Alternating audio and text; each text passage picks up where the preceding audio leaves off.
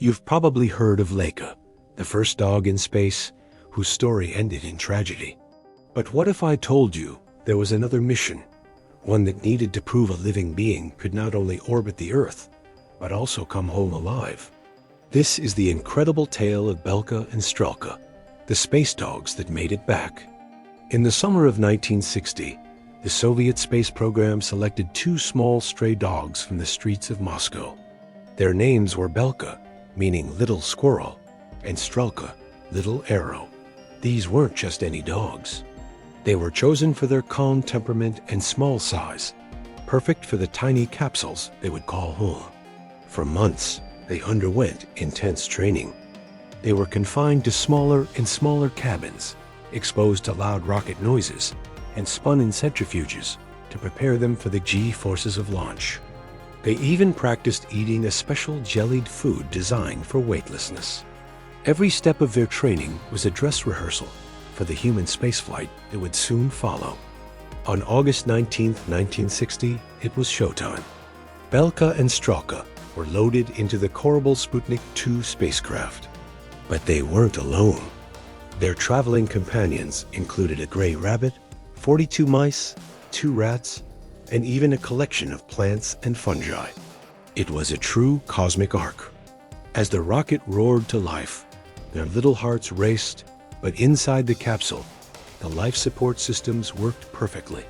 For the next 25 hours, they orbited the Earth a staggering 17 times. Onboard cameras transmitted live footage back to anxious scientists on the ground. They saw the dogs floating gently in zero gravity, a sight no one had ever witnessed before. Everything seemed to be going smoothly until the 4th orbit. Belka suddenly became agitated, started barking, and tried to wriggle out of her harness. This was a crucial piece of data. Mission Control realized that prolonged weightlessness could have unexpected effects, and they decided that the first human flight would be limited to a single orbit to ensure maximum safety. After completing their journey, the command was sent for re-entry. The capsule blazed through the atmosphere. A parachute deployed, and it landed safely in the vast plains of the Soviet Union. The recovery team rushed to the site, opened the hatch, and there they were. Two very confused, but very much alive little dogs. Belka and Strelka had just become the first living creatures to orbit our planet and return home. They were instant global celebrities. Their story was a monumental success, proving that space travel could have a happy ending. But the story doesn't end there. A few months later, Strelka had a litter of puppies.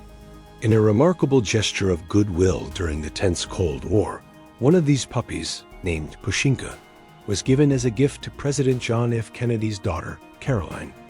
Imagine that, a little space puppy playing on the White House lawn, a fluffy, four-legged diplomat, and a living symbol that even in the midst of a competitive space race, there was room for hope and friendship.